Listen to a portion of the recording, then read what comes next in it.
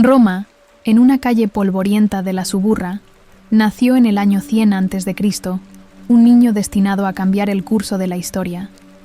Su nombre, Cayo Julio César. Aunque su linaje descendía directamente de la mítica Venus, la realidad de su infancia distaba mucho de la gloria. Su familia, la gens Julia, era patricia, sí, pero empobrecida, reducida a la sombra de su antiguo esplendor. Desde niño, César creció con la presión ardiente de restaurar el prestigio perdido, de devolver a los suyos un lugar en la cúspide del poder romano. Esa presión no fue una carga ligera.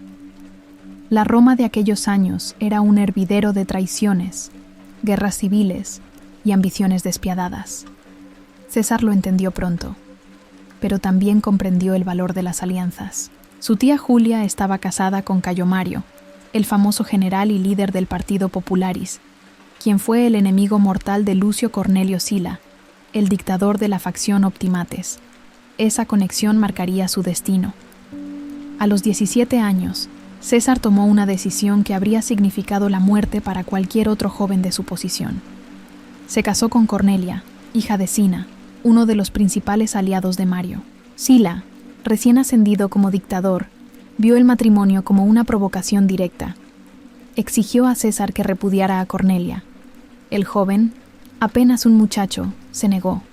Esa negativa fue un acto de valentía y desafío. Por ello fue proscrito.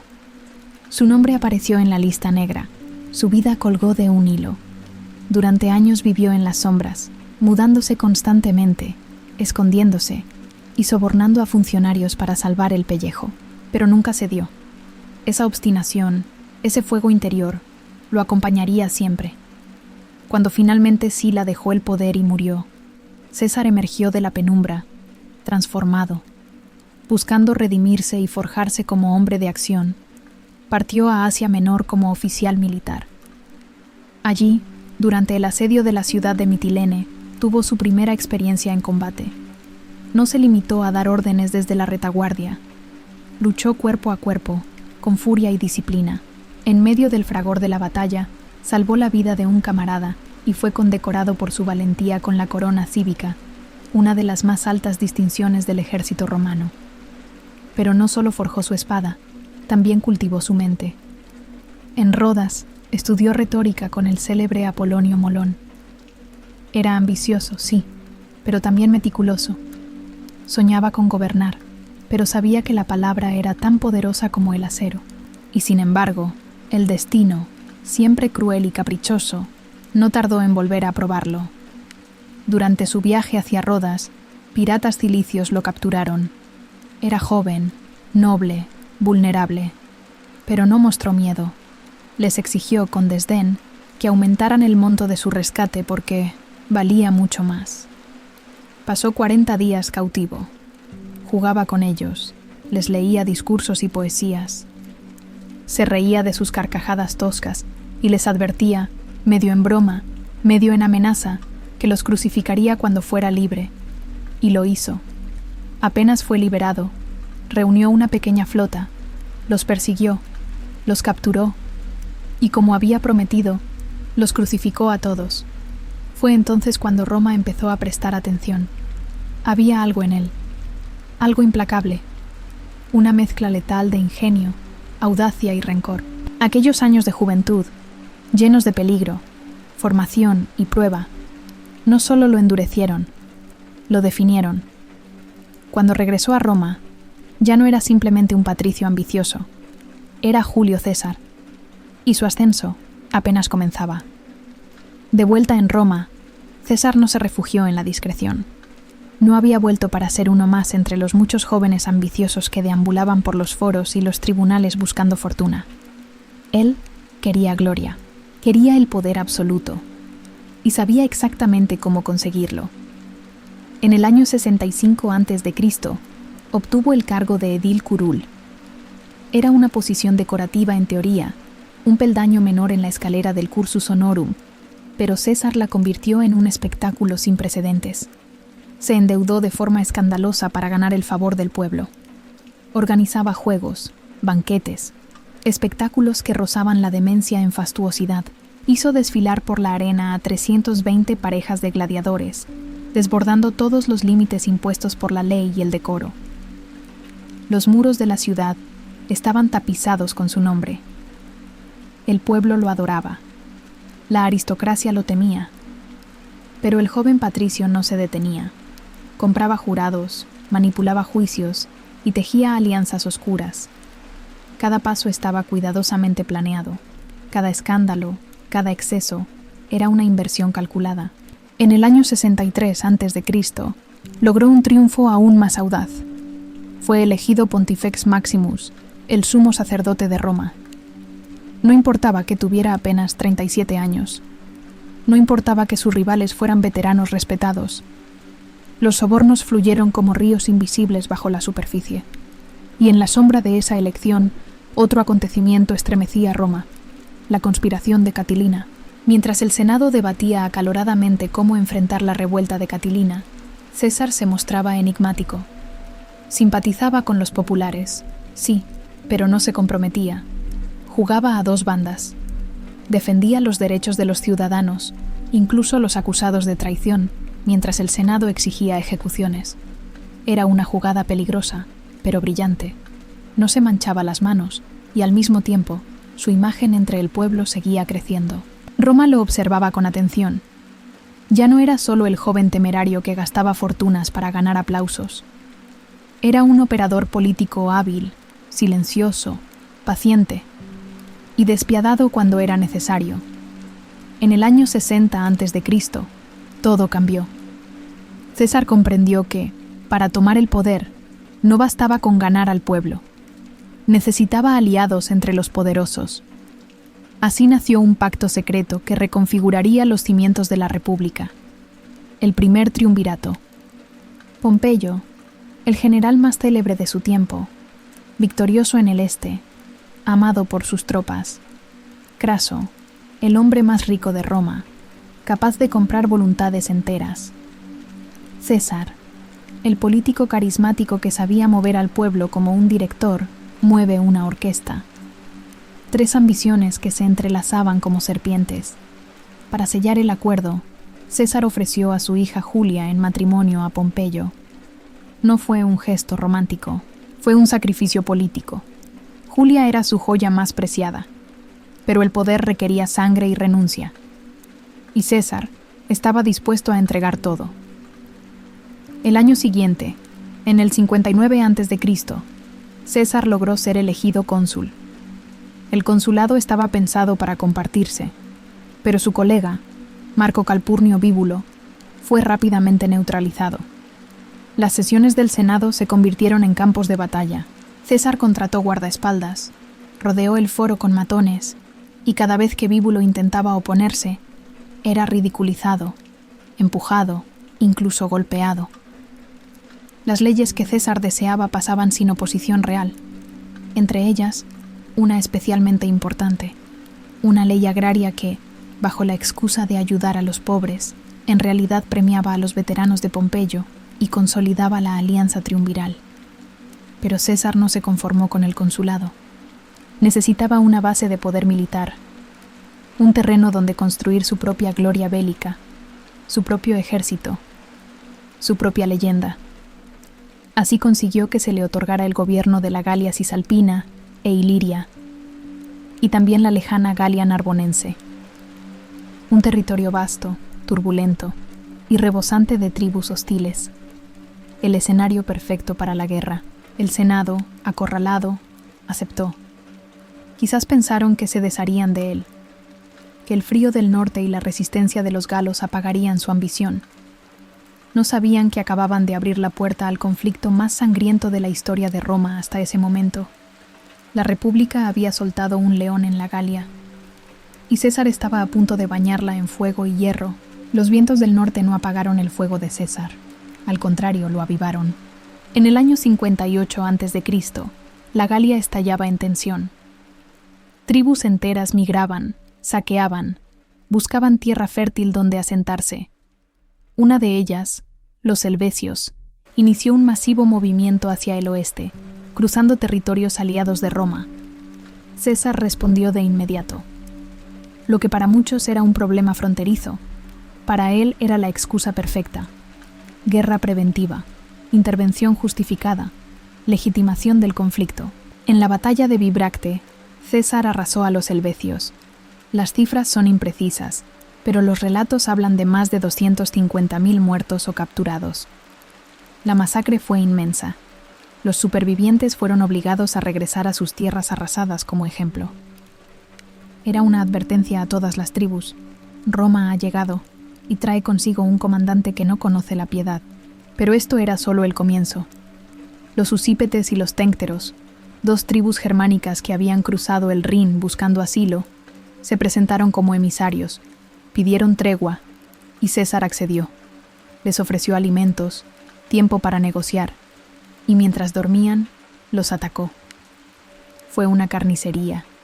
Más de 400.000 muertos según sus propias crónicas. Algunos de sus propios oficiales quedaron horrorizados. Pero César escribió que lo había hecho para proteger Roma, que la traición estaba en sus venas, que el único idioma que entendían era la muerte. Así, el Senado lo aclamaba, aunque en privado comenzaban a temer su creciente poder. Durante años, una tras otra, las tribus galas caían.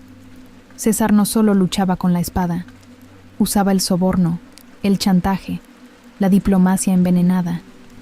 Dividía a sus enemigos antes de enfrentarlos.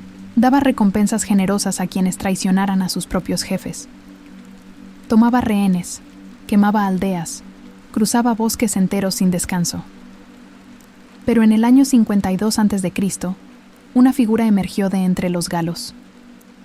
Un joven carismático, de linaje noble arverno, decidido a unificar a las tribus bajo un solo estandarte de resistencia, Vercingetorix. Fue un choque de titanes. Por primera vez en años, César se vio superado. En Gergovia, sufrió una derrota humillante. Perdió más de 700 centuriones, casi 50 estandartes. Su ejército tambaleó. La moral se desplomó. Pero César no conocía la retirada. Replegó sus fuerzas, reorganizó sus líneas y contraatacó donde nadie esperaba.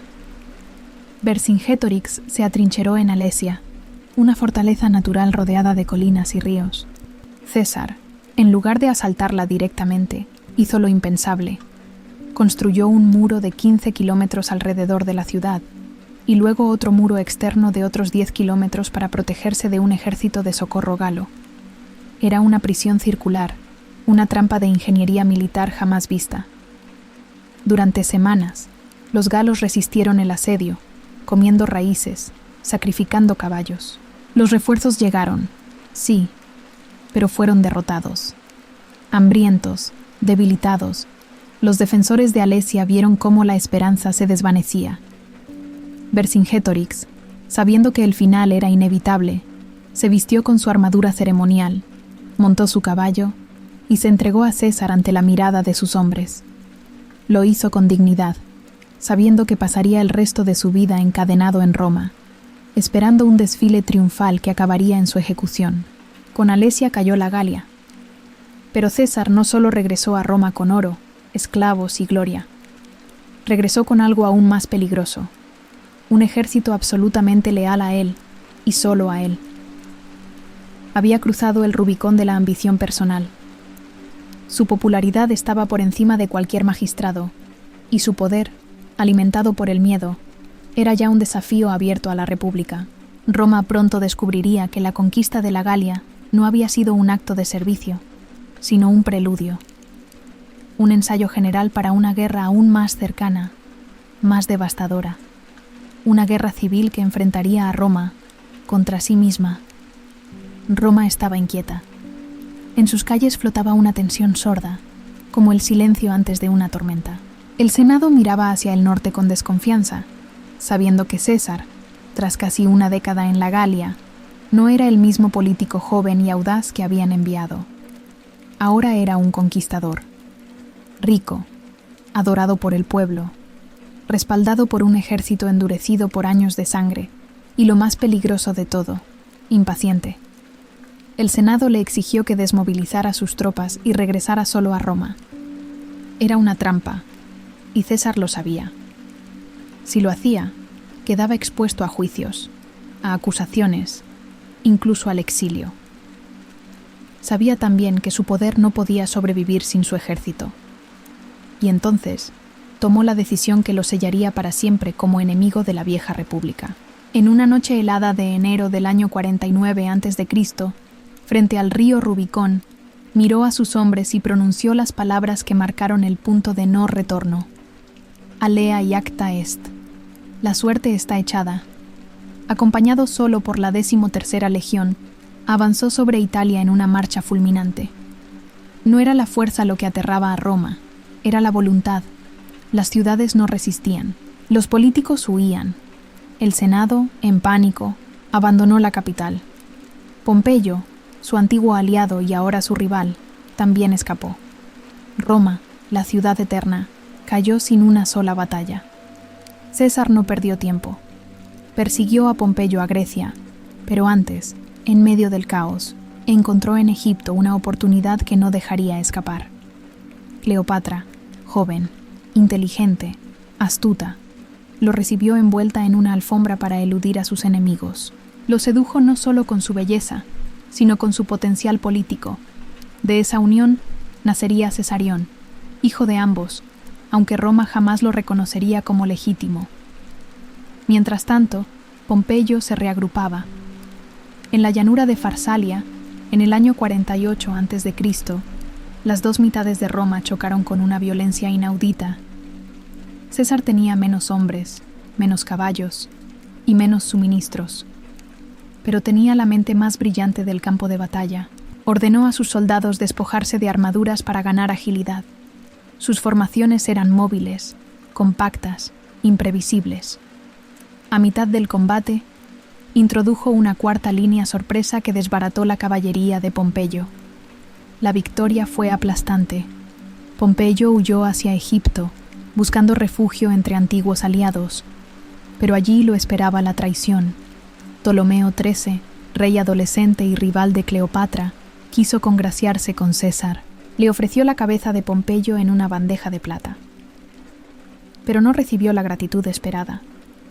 César, al ver el rostro mutilado de su viejo y respetado enemigo, no celebró. Lloró. La muerte había sido indigna. Y Roma, en su decadencia, había dejado de respetar incluso a sus propios gigantes. César no regresó de inmediato. Se quedó en Egipto, no solo para consolidar su poder, sino para reordenar un reino al borde del colapso. Pero Roma lo esperaba. Y la guerra aún no había terminado. El Egipto de los faraones se encontraba sumido en el caos cuando César desembarcó con sus legiones. La muerte de Pompeyo había sido solo la antesala de una guerra civil egipcia entre Cleopatra y su hermano esposo, Ptolomeo XIII. César, siempre pragmático, evaluó rápidamente cuál de los dos podría garantizar su influencia en el Nilo. Y apostó por ella. Cleopatra no solo era seductora, era brillante. Había aprendido desde niña a leer en varios idiomas, dominaba la política como un veterano del Senado, y entendía el poder de los símbolos. Navegaba en una barcaza dorada, se presentaba como la encarnación de Isis, y manejaba su feminidad con un cálculo casi matemático. El conflicto estalló cuando Ptolomeo, sintiéndose traicionado, sitió a César en el Palacio Real de Alejandría. Aislado, sin refuerzos suficientes y con su flota atrapada en el puerto, César tomó una decisión desesperada. Ordenó quemar su propia flota para que no cayera en manos enemigas. El fuego se extendió más allá de los barcos y alcanzó almacenes, edificios y la biblioteca de Alejandría. Se perdieron miles de rollos. 40.000, tal vez más. Fue una tragedia cultural incalculable. Un incendio que arrasó siglos de sabiduría acumulada. César nunca habló mucho del tema, ni en sus comentarios ni en sus discursos. Quizás porque sabía que, por una vez, había destruido más de lo que había conquistado. Finalmente, en la batalla del Nilo, sus refuerzos llegaron. Las fuerzas de Ptolomeo fueron derrotadas, y el joven rey, huyendo en pánico, se ahogó en el río. César impuso a Cleopatra como reina de Egipto, ahora sin rivales. Se convirtió en su amante oficial y navegó con ella por el Nilo en una barcaza repleta de oro, incienso y música. Fue un periodo breve, casi onírico. Roma, mientras tanto, ardía en rumores. ¿César se había convertido en faraón? ¿Había abandonado la República? Pero César no era un amante retirado. Era un general y un reformador implacable. Regresó a Roma, no como un cónsul más, sino como dictador. Primero por 10 años, luego, de forma vitalicia. Lo que hizo en ese corto lapso de poder absoluto fue tan transformador como sus campañas. Impuso una reforma agraria que repartió tierras a sus veteranos y a ciudadanos pobres, fundando colonias en lugares históricos como Cartago y Corinto. Reactivó la economía, controló los precios, reorganizó la burocracia y, quizás su legado más duradero, reformó el calendario. Hasta entonces, el calendario romano estaba desajustado por supersticiones y errores astronómicos. César, asesorado por astrónomos egipcios, estableció el calendario juliano, con 365 días y un año bisiesto cada 4. Para corregir el desfase, añadió 67 días al año, 46 a.C., que fue conocido como el Año de la Confusión. Fue una reforma técnica, sí, pero también simbólica. César se atrevía a reorganizar el tiempo mismo, pero cada reforma que beneficiaba al pueblo erosionaba un poco más el poder del Senado. Y mientras la plebe lo vitoreaba, los aristócratas se retorcían de indignación. César, consciente de su poder, comenzó a permitirse gestos que rozaban la divinización. Permitió que su efigie apareciera en monedas en vida, un acto sin precedentes. Aceptó estatuas, altares y hasta una silla de marfil en el Senado. Una de ellas llevaba la inscripción Deo Invicto, al Dios invicto. Cuando Marco Antonio le ofreció públicamente una diadema, símbolo inequívoco de realeza, César la rechazó 2 veces. Pero el gesto ya había sido visto, y la sospecha ya había brotado. Los senadores, celosos de su poder, comenzaron a murmurar. Los más audaces hablaban en voz baja de tirano, de usurpador. Y mientras tanto, los presagios comenzaban a acumularse. Espurina, el augur, le advirtió: «Cuídate de los idus de marzo». Un mensaje oscuro, envuelto en misterio. César se rió. La noche antes de su muerte, cenó en casa de Lépido. Allí, en un acto íntimo y lleno de tensión silenciosa, firmó su testamento. En él nombraba heredero a su sobrino nieto, Cayo Octavio, un joven de apenas 18 años. Fue su última decisión racional. Horas después, el amanecer del 15 de marzo del año 44 a.C., iluminó los techos del campo de Marte. Calpurnia, su esposa, le rogó que no saliera de casa. Había tenido un sueño perturbador. Veía su cuerpo cubierto de sangre, asesinado en el Senado. César, por primera vez, dudó. Pero Decio Bruto, uno de los conspiradores, lo convenció. El Senado te coronará hoy. Y así fue. El camino al Senado aquel día no fue triunfal. Fue extraño. Las calles, normalmente bulliciosas, estaban silenciosas. Algunos ciudadanos lo miraban con una mezcla de respeto y temor. Otros evitaban mirarlo.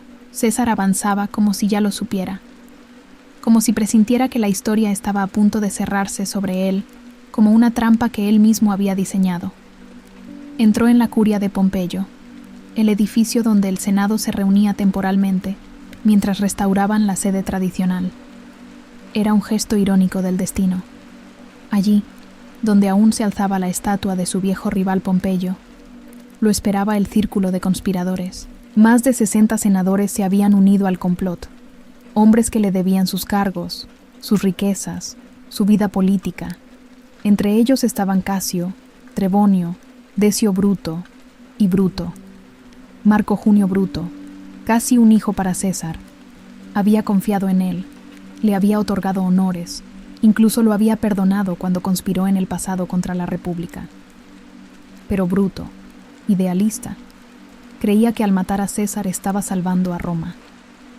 César se sentó. Uno de los conspiradores se acercó con una petición. Otro rodeó por la espalda.